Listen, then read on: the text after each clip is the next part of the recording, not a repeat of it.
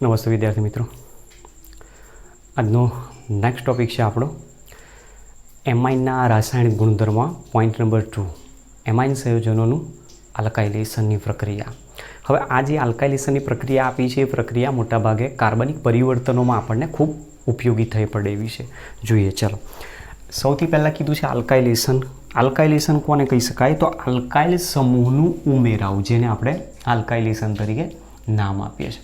હવે સંયોજન છે આપણી પાસે એલિફેટિક અથવા તો એરોમેટિક એમાઇન હોઈ શકે છે. એલિફેટિક અથવા એરોમેટિક એમાઇનની પ્રક્રિયા હેલો આલ્કેન સાથે જ્યારે કરવામાં આવે તો અહીંયાથી થશે શું?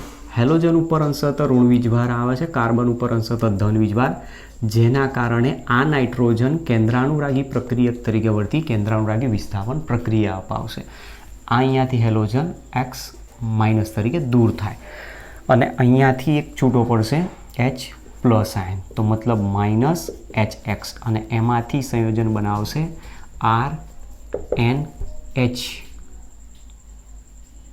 અને બાકીનો અહીંયા જોડાઈ જશે આલ્કાઇલ સમૂહ. તો મતલબ સંયોજન હતું પ્રાથમિક એમાઇન અને એમાંથી બનાવે છે દ્વિતીયક એમાઇન. ત્યાર પછી જો વધુ પ્રમાણમાં હેલો આલ્કેન વાપરવામાં આવ્યો હશે તો એ વધુ પ્રમાણમાં હેલો આલ્કેન જો હશે તો ફરી આગળ પ્રક્રિયા કરી શકે છે.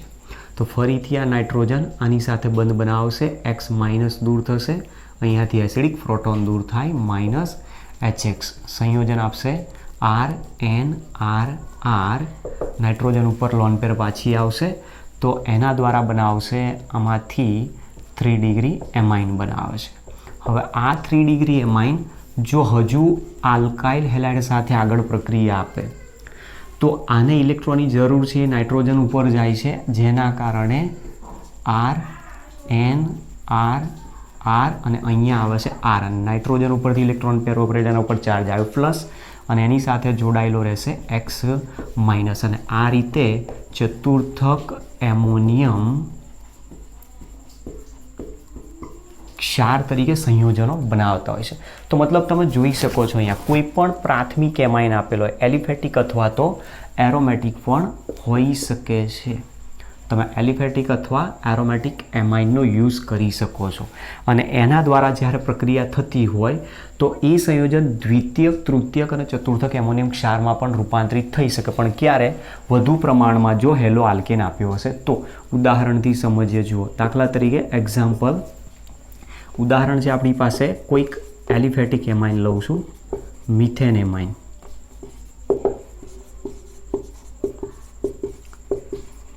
મિથેન એમાઇનની પ્રક્રિયા હેલો આલ્કેન તરીકે CH3I સાથે કરવામાં આવે તો માઇનસ HI સૌ પ્રથમ બનાવશે નિપજ તરીકે CH3NH CH3. તો સેકન્ડરી એમાઇન બની ગયો જેનું નામ થશે N-મિથાઇલ મિથેન એમાઇન. ચલો, વધુ પ્રમાણમાં આયોડોમિથેન લીધો હશે તો ફરી HI અહીંયાથી દૂર કરાવશે અને નિપજ આપશે ટર્સરી એમાઇન CH3NCH3CH3, જેનું નામ થાય NN ડાયમિથાઇલ મિથેન એમાઇન. આ ટર્સરી એમાઇન વધુ પ્રમાણમાં રહેલા મિથાઇલ આયોડાઇડ સાથે ફરી પ્રક્રિયા આપશે અને એમાંથી ચતુર્થક એમોનિયમ ક્ષાર બનાવે.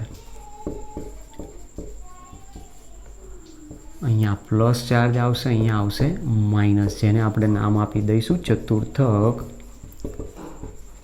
એમોનિયમ ક્ષાર. તો એલિફેટિક એમાઇનનો ચતુર્થક એમોનિયમ ક્ષાર બની શકે.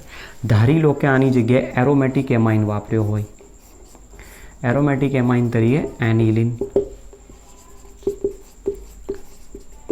એનિલિનની પ્રક્રિયા આયોડો આલ્કેન તરીકે CH3Br સાથે સપોઝ કરાવીએ છીએ. અહીંયાથી H plus Br minus minus HBr, અને પહેલાં નિપજ આપશે C6H5NHCH3, જેને આપણે નામ આપીએ છીએ N-મિથાઇલ એનિલિન. N-મિથાઇલ એનિલિન કહેવાય સેકન્ડરી એમાઇન. વધુ પ્રમાણમાં જો બ્રોમોમિથેન લીધો હશે તો ફરી આગળ પ્રક્રિયા આપશે અને એમાંથી સેકન્ડરીના બદલે ટર્સરી એમાઇન પણ બનાવી શકે છે. તો અહીંયા 2 મિથાઇલ સમૂહ જોડાઈ ગયા જેનું નામ થશે NN ડાયમિથાઇલ એનિલિન. અને હજુ પણ પાછો ત્રીજો બ્રોમોમિથેન જોડાશે અને એમાંથી ચતુર્થક ક્ષાર બનાવશે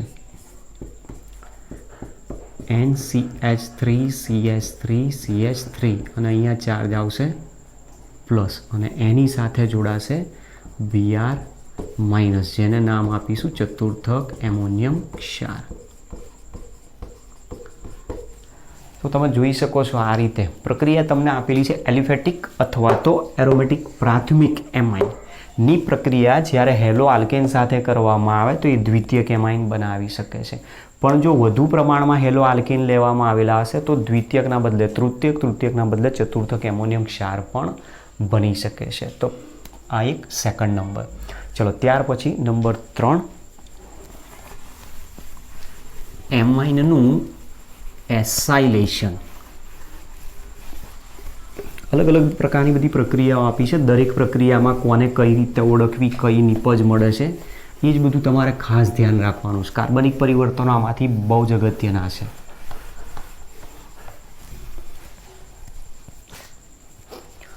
નંબર 3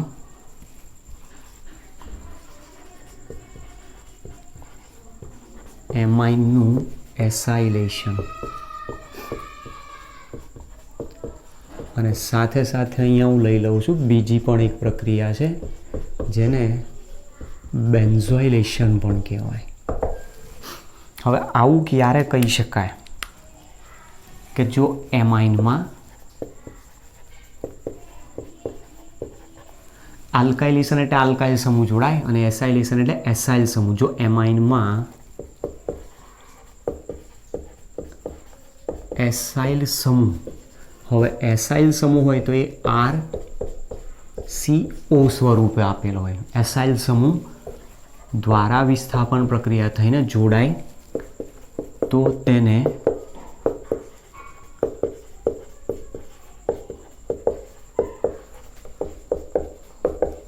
એસાઇલેશન કહે છે.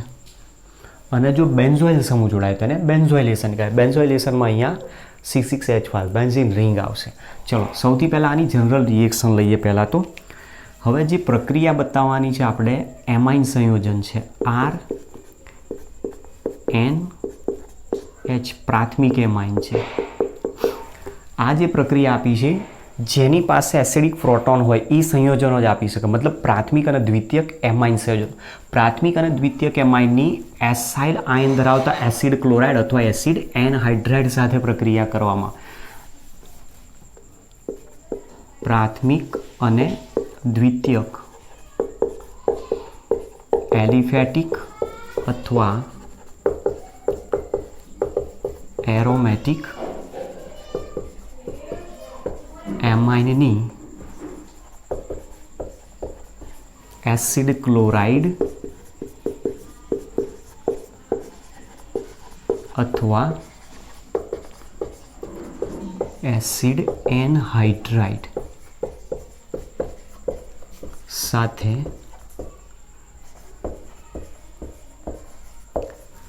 પિરિડીન ઉદ્દીપકની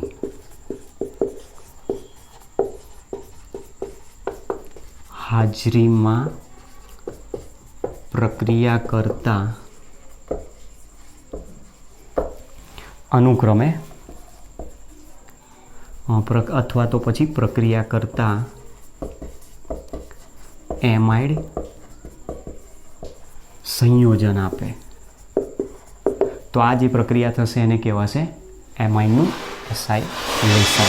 ચલો હવે એમાઇનની પ્રક્રિયા જનરલ રિએક્શન પહેલાં તો લઈએ RNH. એની પ્રક્રિયા કરવાની છે એસિડ ક્લોરાઇડ અથવા એસિડ એનહાઇડ્રાઇડ સાથે કીધી છે. હવે જો માની લો કે એસિડ ક્લોરાઇડ હોય તો એને આ કાર્બોક્સિલિક એસિડ છે એ કાર્બોક્સિલિક એસિડનો હાઇડ્રોક્સિલ સમૂહ દૂર થઈને એમાં જો ક્લોરીન જોડાયેલો હોય તો એનો વ્યુત્પન્ન કહેવાય એસિડ ક્લોરાઇડ. પણ જો 2 કાર્બોક્સિલિક એસિડ વચ્ચે પ્રક્રિયા થતી હોય અને 2 કાર્બોક્સિલિક એસિડ વચ્ચેની પ્રક્રિયાથી પાણીનો અણુ દૂર થતો હોય તેને કહેવાય એનહાઇડ્રાઇડ સંયોજન.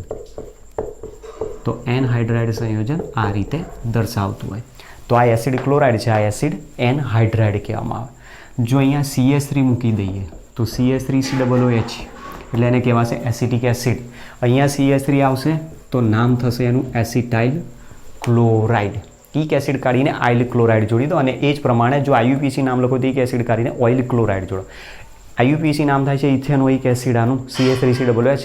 ઇથેનોઇક એસિડમાંથી એક એસિડ કાઢીને ઓઇલ ક્લોરાઇડ જોડો તો ઇથેનોઇલ ક્લોરાઇડ તરીકે એને ઓળખવામાં આવે. જનરલ રિએક્શનમાં આપણે અત્યારે જરૂર છે અહીંયા એસિડ ક્લોરાઇડની, તો પ્રક્રિયા અહીંયા બતાવીશું એસિડ ક્લોરાઇડ RCOCl સાથે એસિડ ક્લોરાઇડ સંયોજન. અને મેઇન સંયોજન છે અહીંયા પ્રાથમિક એમાઇન. હવે એસિડ ક્લોરાઇડ સાથે પ્રક્રિયા થાય તો શું થશે? અહીંયા કાર્બોનિલ સમૂહમાં રહેલો ઓક્સિજનની વિદ્યુત ઋણતા વધારે છે, એટલે એ બંધના ઇલેક્ટ્રોનને પોતાની તરફ ખેંચવાનો પ્રયત્ન કરે, જેના કારણે કાર્બન ઉપર અંશતઃ ધન વીજભાર આવે, ઓક્સિજન ઉપર અંશતઃ ઋણ વીજભાર આવે. અને તેથી આ શું કરે? કેન્દ્રાનુરાગી યોગશીલ પ્રકારની અથવા તો વિસ્થાપન પ્રક્રિયાઓ પણ કહી શકો. કાર્બોનિલ સમૂહ મોટા ભાગે કેન્દ્રાનુરાગી પ્રકારની પ્રક્રિયા આપે, તો ત્યાં શું કરશે? આ નાઇટ્રોજન એને પોતાનું ઇલેક્ટ્રોન યુગ્મ દાન કરશે અને એની સાથે બંધ બનાવશે. પણ પ્રક્રિયા અહીંયા કોની હાજરીમાં કીધી? પિરિડીન ઉદ્દીપકની હાજરીમાં. કેમ? પિરિડીન એક એવો પ્રબળ બેઝ તરીકે અહીંયા વાપરેલો છે જેની એમાઇન કરતાં બેઝિકતા વધારે હોય છે. અને એ શું કરે છે? આ નાઇટ્રોજન ઉપર રહેલા જે એસિડિક પ્રોટોન છે, એસિડિક પ્રોટોનને દૂર કરવાનું કામ કરતો હોય છે. તો અહીંયાથી આ રીતે પ્રક્રિયા થાય એટલે શરૂઆતમાં નિપજ આ રીતે બનાવશે RN, નાઇટ્રોજન ઉપરના 2 હાઇડ્રોજન પરમાણુ. હવે બંધ કોની સાથે બનાવે છે? કાર્બન સાથે. તો કાર્બનને અહીંયા મૂકી દો. ઓક્સિજન પરની ઇલેક્ટ્રોન પેર નીચે આવી, ઓક્સિજન ઉપર 2 ઇલેક્ટ્રોન પેર હતી, એક વધી એટલે એના ઉપર ચાર્જ આવ્યો માઇનસ. ઓક્સિજન સાથે જોડાયેલો હતો બીજો એક ક્લોરીન અને એક આલ્કાઇલ સમૂહ, અને નાઇટ્રોજન પરનું ઇલેક્ટ્રોન યુગ્મ વપરાઈ ગયું એટલે એના ઉપર ચાર્જ આવી ગયો પ્લસ. હવે નાઇટ્રોજનને ઇલેક્ટ્રોન યુગ્મની પોતાની જરૂર હોય તો એ ઇલેક્ટ્રોન યુગ્મ શું કરશે? આ હાઇડ્રોજન પાસેથી ખેંચી લેશે અને હાઇડ્રોજનને અહીંયાથી H+ તરીકે રિમૂવ કરાવે. સામે ક્લોરીન એક સ્ટ્રોંગ લિવિંગ ગ્રુપ છે, એ ઇલેક્ટ્રોન પેર લઈને Cl- તરીકે દૂર થશે અને આ સામે H+ તરીકે દૂર થાય. તો આ ઇલેક્ટ્રોન પેર આપીને જાય છે અહીંયા નાઇટ્રોજનને અને આ ઇલેક્ટ્રોન પેર લઈને જાય. તો નાઇટ્રોજન પર ઇલેક્ટ્રોન પેર આવી જશે અને આ જેવો ઇલેક્ટ્રોન પેર લઈને જશે, ઓક્સિજન કાર્બનની વેલેન્સી બેલેન્સ કરવા ઇલેક્ટ્રોન પાછા આપી દેશે. તો સંયોજન બનાવશે આ રીતે RN અને એની સાથે જોડાયેલો રહી ગયો એક હાઇડ્રોજન.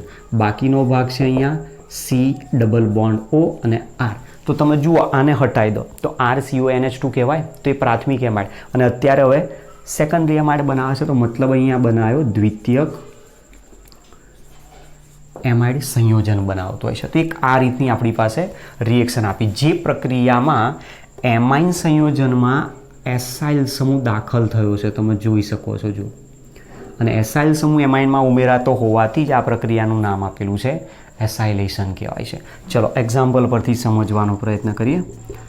ઉદાહરણ નંબર 1, અહીંયા સંયોજન લઉં છું. સપોઝ માની લો કે CH3NH2 છે, મિથેન એમાઇન.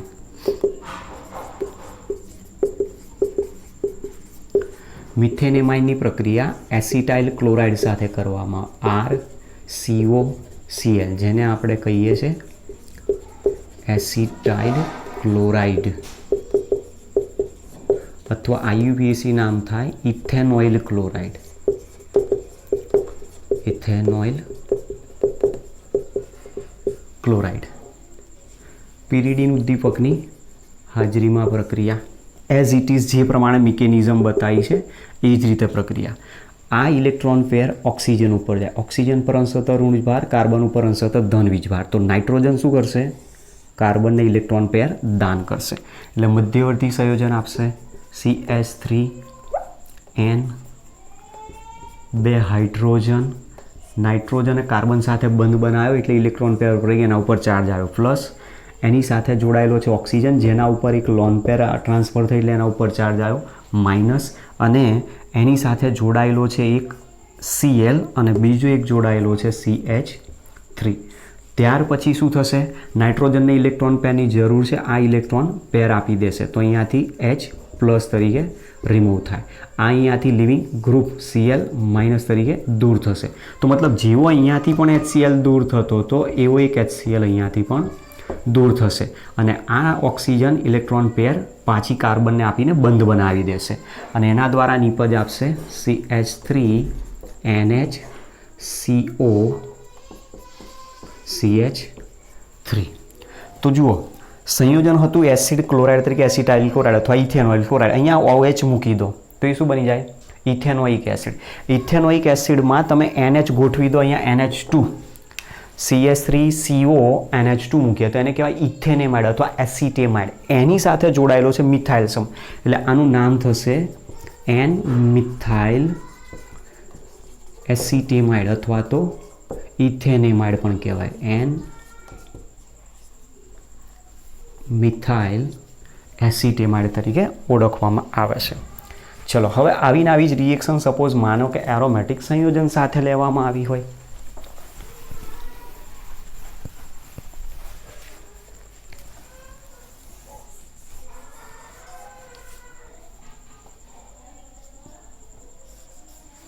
ધારી લો કે પ્રક્રિયા નંબર 2 એમાઇન તરીકે હું એક એરોમેટિક એમાઇન લઉં છું, એનિલિન જેને આપણે કહીએ છીએ. એનિલિન સાથે જો પ્રક્રિયા કરવામાં આવે અથવા તો આ રિંગને આડી કરી દઈએ આ રીતે C6H5NH2 બેન્ઝીન એમાઇન અથવા એનિલિન જેને કહીએ છીએ. એનિલિનની પ્રક્રિયા એસિટાઇલ ક્લોરાઇડ CH3COCl સાથે કરવામાં પેરિડીન ઉદ્દીપકની હાજરીમાં. તો એઝ ઇટ ઇઝ જે પ્રમાણે મિકેનિઝમ છે એ જ પ્રમાણે જાઓ. પાઈ ઇલેક્ટ્રોન જશે ઓક્સિજન ઉપર, પાઈ ઇલેક્ટ્રોન અહીંયાથી ટ્રાન્સફર થાય છે ઓક્સિજન ઉપર. તો ઓક્સિજન ઉપર નેગેટિવ ચાર્જ, કાર્બન ઉપર અંશતઃ પોઝિટિવ ચાર્જ અને આ નાઇટ્રોજન પોતાની પાસે રહેલું ઇલેક્ટ્રોન યુગ્મ કાર્બનને દાન કરીને બંધ બનાવશે. તો સંયોજન આવશે C6H5NH. અહીંયા કાર્બન ઉપર છે ઓક્સિજન જેના ઉપર એક લોન પેર ટ્રાન્સફર એટલે ચાર્જ માઇનસ, એની સાથે જોડાયેલો છે Cl અને એક જોડાયેલો છે CH3 અને નાઇટ્રોજન ઉપર ચાર્જ આવશે પ્લસ. હવે ફરી એની જ પ્રોસેસ, હાઇડ્રોજન અહીંયાથી ઇલેક્ટ્રોન પેર આપીને બંધ છૂટો પડશે. તો મતલબ અહીંયાથી એક H પ્લસ આયન દૂર થાય. ક્લોરીન પ્રબળ વિદ્યુતઋણી ગુડ લિવિંગ ગ્રુપ છે તો એ Cl માઇનસ તરીકે દૂર થશે. ઓક્સિજન કાર્બનની વેલેન્સી બેલેન્સ કરવા ઇલેક્ટ્રોન ટ્રાન્સફર કરશે અને એના દ્વારા એક સંયોજન બનાવશે C6H5. અહીંયા એક હાઇડ્રોજન બાકી છે તો NH અને અહીંયા જોડાઈ ગયો COCH3 જેનું નામ, આટલો ભાગ તો એસિટેમાઇડ છે, એમાં નાઇટ્રોજન ઉપર જોડાયો ફિનાઇલ સમૂહ એટલે એને કહેવાશે N ફિનાઇલ એસિટેમાઇડ અથવા IUPAC નામ લખીશું તો N ફિનાઇલ ઇથેનેમાઇડ કહી શકાય. N ફિનાઇલ ઇથેનેમાઇડ જેનું પ્રચલિત નામ છે એસિટાનિલાઇડ કહેવામાં આવે છે આને. હવે માની લો કે અહીંયા પણ તમે ક્રિયાશીલ સમૂહ બદલી નાખો છો. જ્યાં એસિડ ક્લોરાઇડ તરીકે એસિટાઇલ ક્લોરાઇડ લીધો એની જગ્યાએ બેન્ઝોઇલ ક્લોરાઇડ જો લેવામાં આવે, આ વસ્તુ પણ ધ્યાન રાખજો. બરાબર, તો આપણે જે બીજી રિએક્શનમાં અહીંયા નામ લખ્યું છે બેન્ઝોઇલેશન. બેન્ઝોઇલેશન કોને કહી શકાય? બેન્ઝોઇલેશનને પછી સમજાવું છું. એના પહેલાં આની આ જ પ્રક્રિયા બીજા કેટલાક એક્ઝામ્પલ પરથી પણ સમજીએ અને ડાયરેક્ટ હવે કઈ રીતે લખાય, મિકેનિઝમની હવે જરૂર નથી, સીધું કઈ રીતે લખી શકાય. તો જુઓ ઉદાહરણ નંબર 3, ત્રીજું ઉદાહરણ અહીંયા વાપરું છું. CH3CH2NH2 ઇથેનેમાઇન છે. એક રિએક્શન મેં રાખી છે, ધ્યાનથી સમજજો. ઇથેનેમાઇનની પ્રક્રિયા એસિડ ક્લોરાઇડ તરીકે એસિટાઇલ ક્લોરાઇડ જ છે, એસિટાઇલ ક્લોરાઇડ. હવે આ બંને સંયોજનો વચ્ચેની જ પ્રક્રિયા છે. અહીંયાથી દૂર કોણ થાય છે? જો H પ્લસ અને Cl માઇનસ. તો મતલબ HCl દૂર કરવાનો છે કોની હાજરીમાં?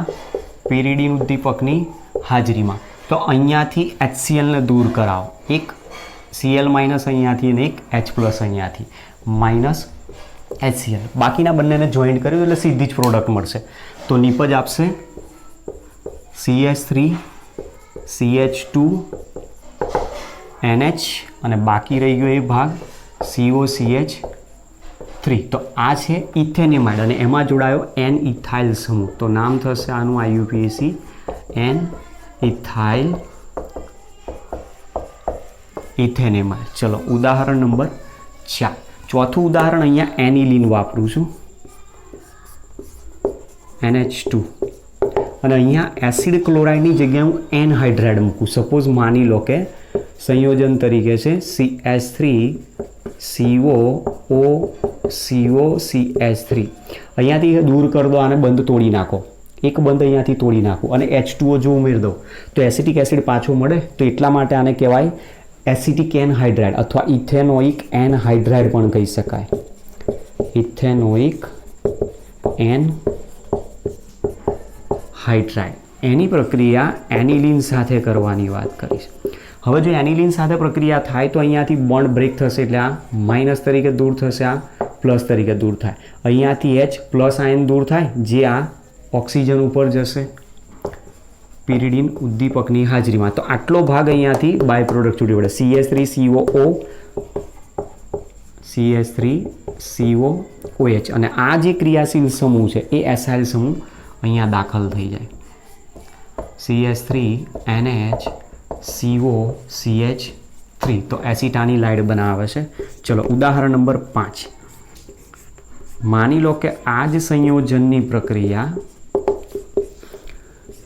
પ્રોપેનોઇલ ક્લોરાઇડ સાથે કરવામાં આવે. CH3CH2CH3 3 કાર્બન ધરાવતો કાર્બોક્સિલિક એસિડ એટલે પ્રોપેનોઇક એસિડ. પ્રોપેનોઇક એસિડમાંથી ઓઇક એસિડ કાઢીને ઓઇલ ક્લોરાઇડ જોડો એટલે પ્રોપેનોઇલ ક્લોરાઇડ છે.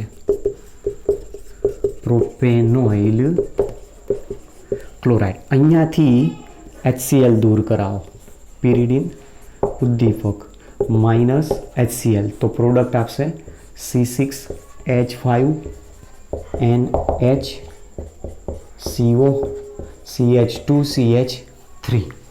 આને અહીંયાથી હટાવી દો તો 3 કાર્બન ધરાવતો એમાઇડ પ્રોપેનેમાઇડ. પ્રોપેનેમાઇડમાં જોડાયો ફિનાઇલ સમૂહ એટલે નામ થશે N ફિનાઇલ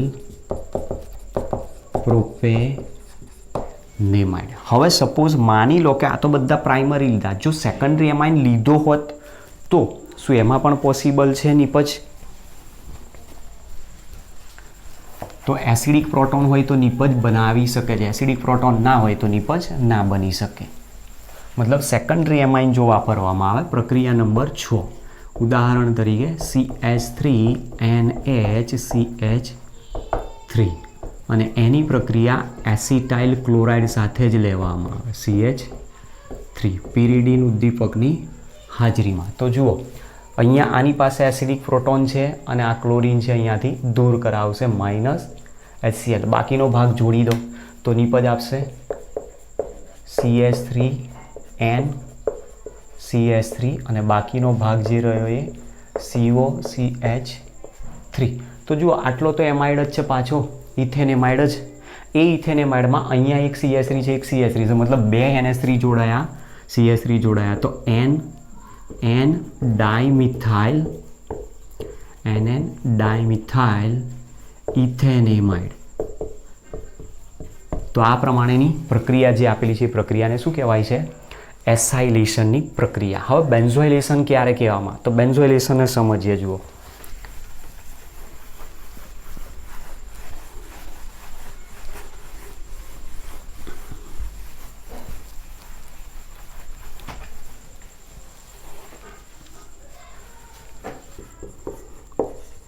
જો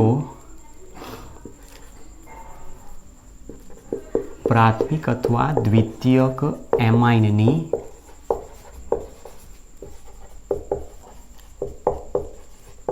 બેન્ઝોઇલ ક્લોરાઇડ એટલે એને કહેવાય C6H5COCl. બરાબર, બેન્ઝાઇલ નથી, ધ્યાન રાખજો. બેન્ઝાઇલ હોય તો અહીંયા શું આવે? CH2 આવે, જ્યારે અહીંયા શું છે? COCl છે. બેન્ઝોઇલ ક્લોરાઇડ તો C6H5CH2Cl આવે. તો બેન્ઝોઇલ ક્લોરાઇડ સાથે જો પ્રક્રિયા કરવામાં આવે ક્લોરાઇડ સાથે પ્રક્રિયા કરતા એમાઇડ બને છે, જે પ્રક્રિયામાં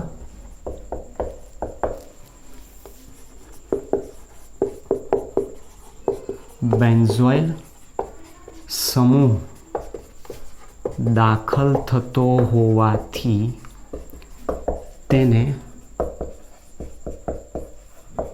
બેન્ઝોઇલેશન કહે છે. બરાબર, તમારી એનસીઈઆરટીની બુકમાં નીચે ડાબી બાજુના પેજ ઉપર આ રિએક્શન આપેલું છે. હાઇલાઇટ કરીને અલગ મુદ્દો નથી આપ્યો, પણ જોઈ લેજો, બેન્ઝોઇલેશન લખેલું છે. હવે બેન્ઝોઇલેશન હોય તો ઉદાહરણથી જ ડાયરેક્ટ સમજીએ. પ્રક્રિયક તરીકે છે CH3NH2. એની પ્રક્રિયા કોની સાથે કીધી? બેન્ઝોઇલ ક્લોરાઇડ સાથે. તો બેન્ઝોઇલ ક્લોરાઇડ એટલે Cl CO C6H5 પિરિડીન ઉદ્દીપકની હાજરીમાં. તો હવે શું કરે છે? અહીંયાથી HCl દૂર કરાવશે -HCl અને નીપજ આપશે CH3NHCO C6H5. તો જુઓ અહીંયા કોણ જોડાઈ ગયો? બેન્ઝોઇલ સમૂહ. એટલા માટે એને કહેવાય છે બેન્ઝોઇલેશન. હવે આ જે સંયોજન છે C6H5COOH, જેને આપણે બેન્ઝોઇક એસિડ તરીકે નામ આપીએ. બેન્ઝોઇક એસિડમાંથી અહીંયા OHની જગ્યાએ NH2 મૂકી દો, બેન્ઝેમાઇડ કહેવાય. એ બેન્ઝેમાઇડ સાથે અથવા બેન્ઝેનિમાઇડ, આમ તો બેન્ઝેમાઇડ જ કહીએ છીએ અથવા બેન્ઝિનિમાઇડ, એની સાથે જોડાયેલો છે વિસ્થાપિત મિથાઇલ સમૂહ. એટલે નામ થશે N મિથાઇલ બેન્ઝિનેમાઇડ. ચલો, ત્યાર પછી ઉદાહરણ નંબર 2, અહીંયા એનિલિન પોતે મૂકીએ NH2. એનિલિનની પ્રક્રિયા બેન્ઝોઇલ ક્લોરાઇડ સાથે કરવામાં C6H5 પિરિડીન ઉદ્દીપકની હાજરીમાં. તો અહીંયાથી પણ HCl દૂર કરશે અને નીપજ આપશે C6H5NHCO C6H5. તો બેન્ઝિનેમાઇડ તો છે, ફિનાઇલ સમૂહ દાખલ થયો એટલે આને કહેવાય N ફિનાઇલ બેન્ઝિનેમાઇડ, જેનું પ્રચલિત નામ છે બેન્ઝાનિલાઇડ. તો જુઓ, બે બંધારણ આવ્યા. એક બંધારણ તમારી પાસે આ રીતનું છે CH3NHCO C6H5, સોરી આ નહીં,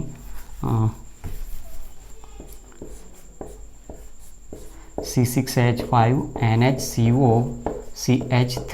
એક બંધારણ આ રીતનું છે અને બીજું બંધારણ છે એમાં આટલો ખાલી ચેન્જ અહીંયા આવે છે. અહીંયા આવે છે બીજી એક એરોમેટિક રિંગ. બરાબર, C6H5 જે મૂક્યો. જ્યારે અહીંયા CH3 હોય તો એ એસિટિક એસિડનો ભાગ છે, જ્યારે અહીંયા એરોમેટિક રિંગ છે તો બેન્ઝોઇક એસિડનો ભાગ છે. અને એટલા માટે આનું નામ આપણે ગણીએ છીએ બેન્ઝાનિલાઇડ અને આનું નામ ગણીએ છીએ એસિટાનિલાઇડ. તો એસિટાનિલાઇડ ગમે ત્યારે તમારે પ્રશ્ન ત્યાંથી પૂછી શકે છે. સિગ્મા બંધ પાઈ બંધની સંખ્યા કેટલી, લોન પેર કેટલી, એસિટાનિલાઇડનું IUPAC નામ શું થાય, બેન્ઝાનિલાઇડનું IUPAC નામ શું થાય છે, આવા અલગ અલગ પ્રકારના ક્વેશ્ચન આમાંથી પૂછાઈ શકે. તો આ બીજો પોઈન્ટ આપણને સમજાયો છે એમાઇનનું એસાઇલેશન અને બેન્ઝોઇલેશનની પ્રક્રિયા. ત્યાર પછી પોઈન્ટ નંબર 3, સૌથી મોસ્ટ એમ્પી જે ક્વેશ્ચન છે એને સમજીએ. કાર્બાઇલ એમાઇન કસોટી જેને કહેવાય છે.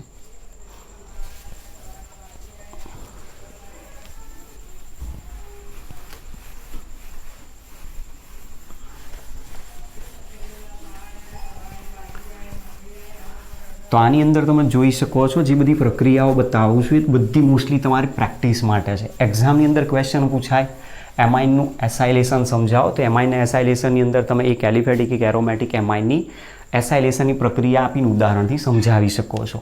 ચલો, ત્યાર પછી point number 4, most IMP question છે આ, જેને આપણે નામ આપ્યું છે કાર્બાઇલ એમાઇન કસોટી.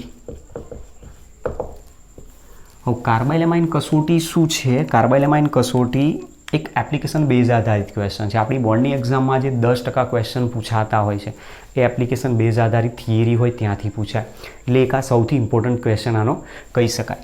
કાર્બાઇલ એમાઇન કસોટી ને બીજું આઇસોસાયનાઇડ કસોટી અથવા આઇસોસાયનાઇડ ટેસ્ટ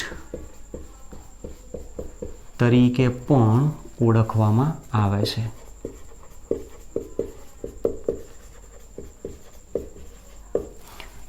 મતલબ કાર્બાઇલ એમાઇન કસોટી શું છે? આઇસોસાયનાઇડ બને છે એનું જ નામ છે કાર્બાઇલ એમાઇન. તો આ બંનેનું નામ એક જ છે. કાં તો તમે કાર્બાઇલ એમાઇન કહો કાં તો આઇસોસાયનાઇડ, અને બંને સામાન્ય નામો છે નામકરણની રીતે જો જોવા જઈએ તો. આનો યુઝ શું છે? તો પ્રયોગશાળામાં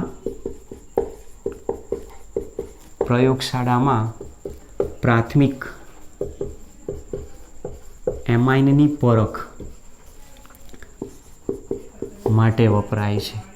હવે એ જે પ્રાથમિક એમાઇન છે, પ્રાથમિક એમાઇન તરીકે એલિફેટિક પણ હોઈ શકે છે અથવા એરોમેટિક એમાઇન પણ હોઈ શકે છે.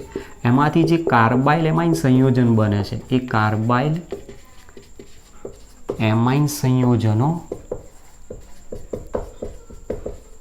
ઝેરી અને ખરાબ વાસ ધરાવતા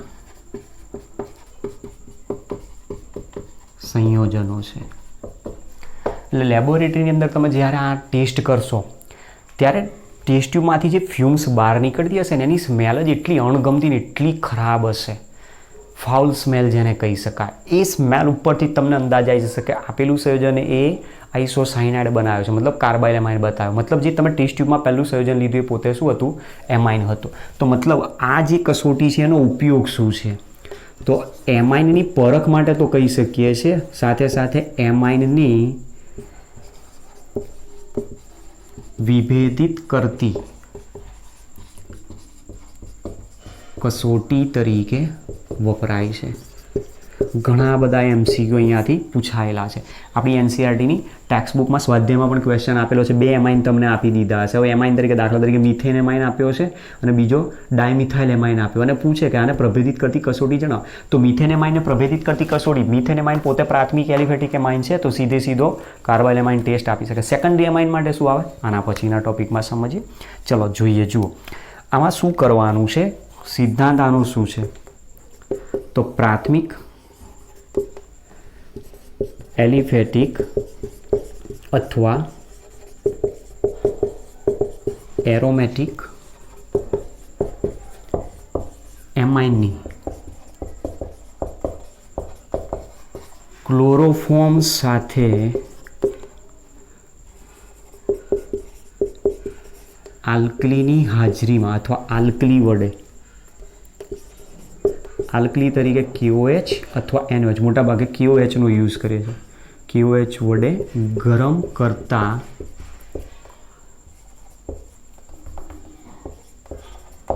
ખૂબ જ ખરાબ વાસ ધરાવતો આઇસોસાયનાઇડ સંયોજન બને છે. આ પ્રક્રિયાને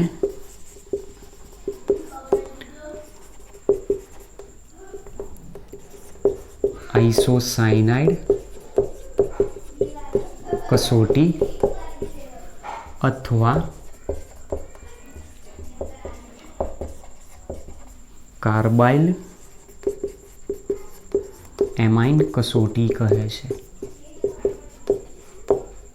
આ થઈ ગયો એનો સિદ્ધાંત. બરાબર. હવે આની ક્વેશ્ચન આપણે પહેલાં મિકેનિઝમથી સમજશું. રિએક્શન પહેલાં તો સમજીએ આની રિએક્શન શું છે. જુઓ, પ્રાથમિક એલિફેટિક અથવા એરોમેટિક એમાઇન છે.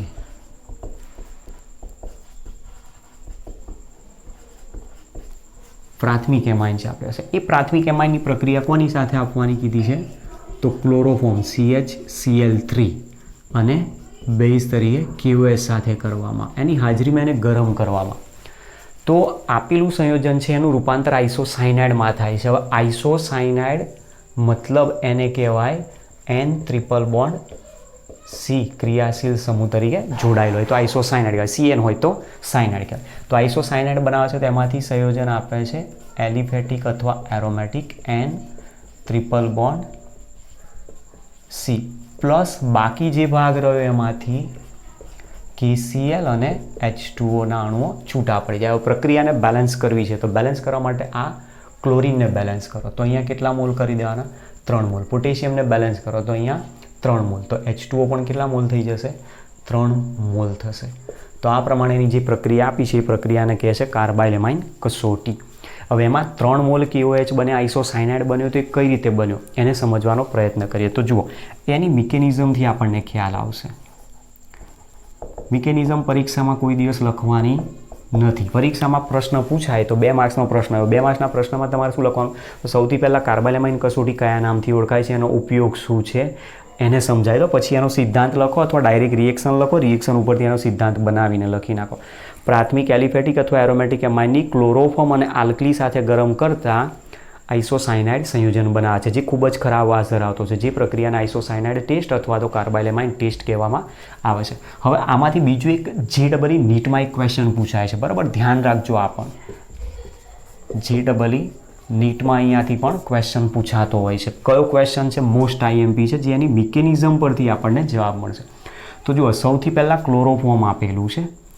Chloroform CHCl3. ક્લોરોફોર્મની પ્રક્રિયા બતાવીએ છે KOH સાથે. KOH પ્રબળ બેઝ છે તો એમાંથી કોણ પ્રક્રિયા કરશે?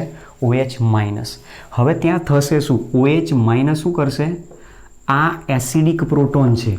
બરાબર, લાસ્ટ આપણું હેલો આલ્કેન હેલો એરિન છે એની અંદર મેં ક્વેશ્ચન મૂક્યો હતો ત્યાં કે ક્લોરોફોર્મમાં રહેલો પ્રોટોન એસિડિક છે તો એ એસિડિક પ્રોટોનને શું કરે છે? અહીંયાથી ખેંચી લા. તો એ દરમિયાન શું કરે છે કે આ જે OH માઇનસ છે એ આને ઇલેક્ટ્રોન પેર આપે છે અને આ કાર્બનને ઇલેક્ટ્રોન આપીને ત્યાંથી દૂર થાય છે. તો મતલબ માઇનસ H2O એક ત્યાંથી દૂર કર્યો આપણે. હવે ત્યાંથી શું બાકી રહ્યું? તો Cl અને અહીંયા આના ઉપર આવી ગઈ ઇલેક્ટ્રોન પેર એટલે ચાર્જ આવ્યો માઇનસ. હવે આ જે સંયોજન બન્યું એમાં રહેલો જે ક્લોરીન છે એ પ્રબળ લિવિંગ ગ્રુપ તરીકે વર્તે તો શું કરશે? એક ક્લોરીન ઇલેક્ટ્રોન પેર લઈને છૂટું પડશે અને એ ક્લોરીન સાથે અહીંયાથી K+ આયન જોડાય તો માઇનસ KCl અને બાકી રહ્યા Cl2C અને કાર્બન ઉપર ચાર્જ આવ્યો માઇનસ, જેને કહેવાય છે ડાયક્લોરોકાર્બિન. હવે એ જે ડાયક્લોરોકાર્બિન છે એ ડાયક્લોરોકાર્બિન હવે તમારે ધ્યાન રાખવાનું કે ઇલેક્ટ્રોન અનુરાગી તરીકે વર્તે છે કે કેન્દ્રાનુરાગી. તો આપણી પાસે ડાયક્લોરોકાર્બિનનું બંધારણ આ રીતે છે, જુઓ. તો ડાયક્લોરોકાર્બિન પાસે તમે જુઓ ઇલેક્ટ્રોન અષ્ટકોણ થતું નથી. 2 ઇલેક્ટ્રોન અહીંયા આ 2 પેરના છે. એક જે બંધ બનાવ્યો એના 2 ઇલેક્ટ્રોન, બીજા બંધના 2 ઇલેક્ટ્રોન અને બીજા 2 ઇલેક્ટ્રોન અહીંયા. તો ટોટલ બંધ ઇલેક્ટ્રોન કેટલા છે? એની પાસે 6 ઇલેક્ટ્રોન છે તો અષ્ટકોણ કરવા એને 2 ઇલેક્ટ્રોનની જરૂર છે. 2 ઇલેક્ટ્રોનની ઉણપ છે મતલબ કે ઇલેક્ટ્રોન ઉણપ ધરાવે છે એટલા માટે એને ઇલેક્ટ્રોનની જરૂર હોવાથી ઇલેક્ટ્રોન ખેંચે. તો મતલબ આ એક પ્રકારે ઇલેક્ટ્રોન અનુરાગી તરીકે વર્તે. તો ડાયક્લોરોકાર્બિન અહીંયા ઇલેક્ટ્રોફાઇલ તરીકે વર્તે છે. તો આપણો જે ક્વેશ્ચન છે આ પૂછાય છે કાર્બાઇલેમાઇન કસોટીમાં ઇલેક્ટ્રોફાઇલ તરીકે કોણ વર્તે છે? તો ડાયક્લોરોકાર્બિન વર્તતો હોય છે. હવે એ ડાયક્લોરોકાર્બિન શું કરશે? એમાઇન સાથે પ્રક્રિયા કરાવશે. તો જુઓ ડાયક્લોરોકાર્બિન આપેલો છે. હવે સંયોજન લઈએ અહીંયા એમાઇન RNH અને અહીંયા ગોઠવી દીધો ડાયક્લોરોકાર્બિન, કાર્બન માઇનસ અને અહીંયા છે એની પાસે 2 ક્લોરીન પરમાણુ છે. હવે આની જ્યારે પ્રક્રિયા કરીએ છીએ તો પ્રક્રિયામાં ફરી આપણે કોનો ઉપયોગ કરીએ છીએ? KOHનો ફરીથી આપણે ઉપયોગ કરીએ છીએ. KOHનો ફરી ઉપયોગ કરીશું ત્યારે પહેલાં થશે શું? આ અહીંયાથી શું કરે છે? આને ઇલેક્ટ્રોન પેર આપશે. આને જસ્ટ અહીંયા હટાવી દઉં છું કારણ કે આને ઇલેક્ટ્રોન યુગ્મની જરૂર છે. તો આ ઇલેક્ટ્રોન એને આપશે એટલે મધ્યવર્તી સંયોજન બનાવશે RNHH. અહીંયા કાર્બન છે, કાર્બન ઉપર ઇલેક્ટ્રોન પેર ઓલરેડી હજુ હાજર રહેશે. એને ઇલેક્ટ્રોન આપ્યા નાઇટ્રોજન એટલે નાઇટ્રોજન ઉપર ચાર્જ આવ્યો પ્લસ અને આના ઉપર ચાર્જ છે માઇનસ. ત્યાર પછી આમાં KOH ઉમેરાશે અને KOH ઉમેરાશે એટલે શું કરશે? OH માઇનસ પ્રોટોનને ખેંચી લાવવાનો પ્રયત્ન કરશે. એ OH માઇનસ શું કરશે? અહીંયાથી આ પ્રોટોનને ખેંચી લાવશે. તો પ્રોટોન નાઇટ્રોજનને ઇલેક્ટ્રોન દાન કરશે. તો એ દરમિયાન શું કરશે? આ ઇલેક્ટ્રોન પેર અહીંયા ટ્રાન્સફર થઈ જશે. નાઇટ્રોજન ઇલેક્ટ્રોન આપવાની જગ્યાએ કાર્બન તરફ એને ઇલેક્ટ્રોન દાન કરશે. અને અહીંયાથી એક Cl માઇનસ પણ દૂર થશે. તો એક A પ્લસ સાથે જોડાય તો માઇનસ KCl માઇનસ H2O અને પ્રોડક્ટ અહીંયાથી મળશે RNH. આની પાસે છે ઇલેક્ટ્રોન પેર આવી એટલે ડબલ બોન્ડ. કાર્બન ઉપર અહીંયા ઇલેક્ટ્રોન પેર હજુ હાજર છે અને એની સાથે છે અહીંયા જોડાયેલો ક્લોરીન.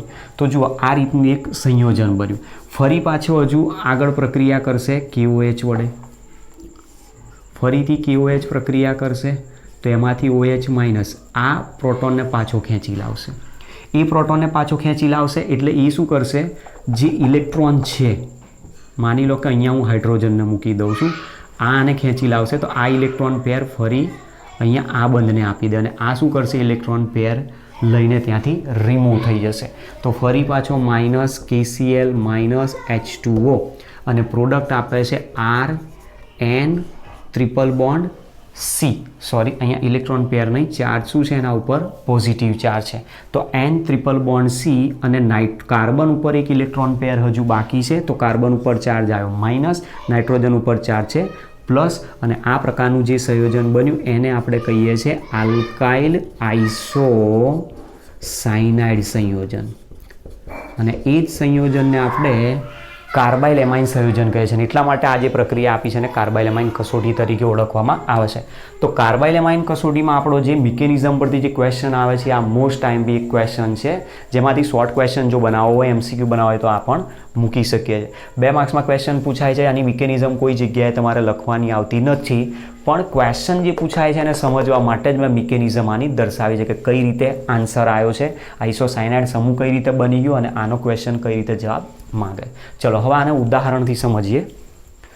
એક્ઝામ્પલ બનાવવા તો એકદમ ઇઝીલી છે.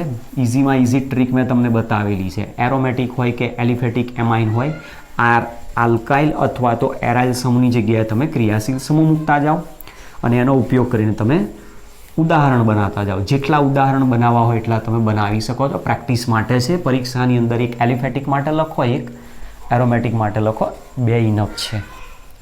2 માર્ક્સનો ક્વેશ્ચન હોય, 2 એક્ઝામ્પલ આપવા કમ્પલસરી જરૂરી છે. એક એલિફેટિક, એક એરોમેટિક. જો એરોમેટિક સાથે પ્રક્રિયા ના થતી હોય તો બંને એલિફેટિક માટે આપી દો. ચલો એક્ઝામ્પલ સમજીએ. ઉદાહરણ નંબર 1. તો પહેલું સંયોજન સપોઝ માની લો કે પ્રાથમિક એલિફેટિક એમાઇન તરીકે CH3NH2 લખું છું. મતલબ સંયોજન છે મિથેન એમાઇન. મિથેન એમાઇનની પ્રક્રિયા chloroform CHCl3 plus 3 mall KOH વડે કરવામાં આવે તો મિથેન એમાઇનમાંથી મિથાઇલ આઇસો સાયનાઇડ બનાવશે CH3N ટ્રિપલ બોન્ડ C. અને બાકીનો ભાગ હતો એ by product 3 mole KCl 3 mole H2O methyl iso cyanide, જેને MIC તરીકે પણ ઓળખવામાં આવે છે. બરાબર. ભોપાલ ગેસ દુર્ઘટના જો કદાચ કોઈને યાદ હોય તો 2-3 ડિસેમ્બર, 2-3 ડિસેમ્બર અને 1984ની સાલ.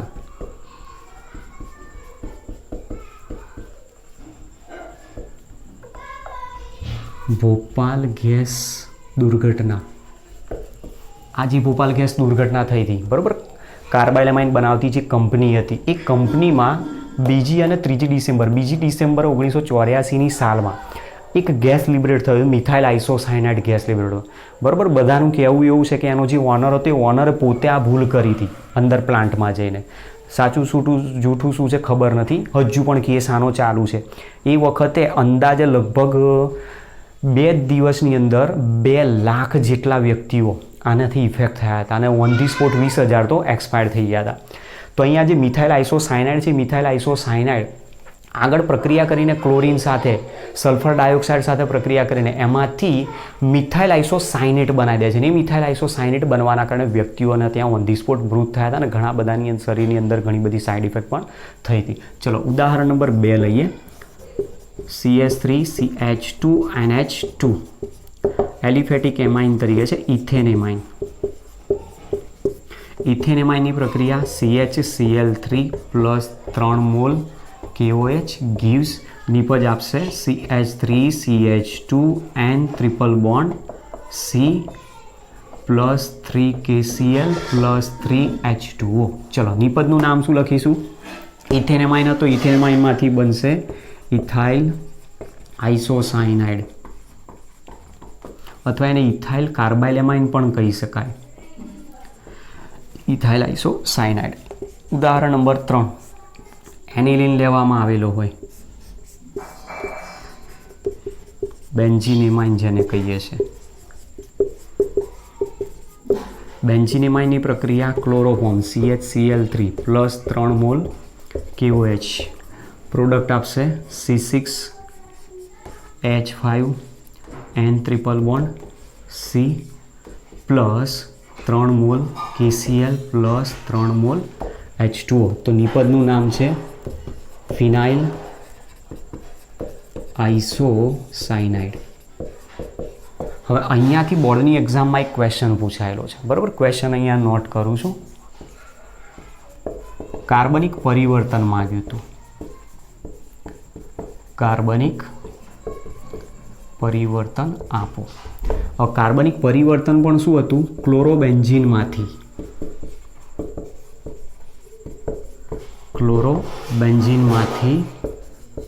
ફિનાઇલ આઇસોસાયનાઇડ.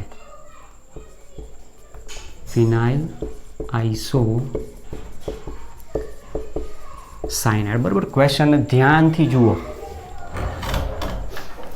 અને વિચારી જુઓ. ક્વેશ્ચનની અંદર ફિનાઇલ આઇસોસાયનાઇડ તમે કઈ રીતે બનાવશો? આઇસોસાયનાઇડ એટલે કાર્બન એમાઇન કસોટી. તો આ ટોપિક સુધી તમારે આવવું પડશે, બેન્ઝીન એમાઇન સુધી. બેન્ઝીન એમાઇન ક્યાંથી બનાવવાનો? ક્લોરોબેન્ઝીનમાંથી. આગળનું લેક્ચર તમે જો જોયું હશે તમને ખ્યાલ હશે. એનિલિનનું ઔદ્યોગિક ઉત્પાદનમાં મેં આ ક્વેશ્ચનને કવર કર્યો છે. એનિલિનના ઔદ્યોગિક ઉત્પાદનમાં ક્લોરોબેન્ઝીનનું તમે ત્યાં એમોનોલિસિસ બતાવેલું છે. CU2O ઉદ્દીપકની હાજરીમાં 473 કેલ્વિન તાપમાને 60 બાર દબાણે જ્યારે પ્રક્રિયા કરવામાં આવે છે તો એમોનોલિસિસ દ્વારા એમાંથી એમાઇન બને છે ને એનિલિન બનાવતો હોય. એ એનિલિનની પ્રક્રિયા તમે કાર્બાઇલ એમાઇન કસોટી દ્વારા દર્શાવી શકો છો. તો કાર્બાઇલ એમાઇન કસોટી આપણને અહીંયા જે બતાવી છે એ કાર્બાઇલ એમાઇન કસોટી એક પ્રકારે પ્રાથમિક એલિફેટિક અથવા એરોમેટિક એમાઇનની પરખ માટે વપરાય છે. દ્વિતીયક અને તૃતીયક એમાઇન માટે આ વાપરી શકાતી નથી. તો આ એક એનો ડ્રોબેક જેના શબ્દ વાપરી શકીએ છીએ. આ કસોટી દ્વિતીયક અથવા તૃતીયક એમાઇન એ પછી કોઈ પણ હોઈ શકે, એલિફેટિક કે એરોમેટિક એમાઇન આપતા નથી અને એટલા માટે જ આને એમાઇનની પ્રભેદિત કરતી કસોટી તરીકે પણ ઓળખવામાં આવે છે. ક્વેશ્ચન અહીંયા બીજું એક તમને આપું છું. Benzyl amine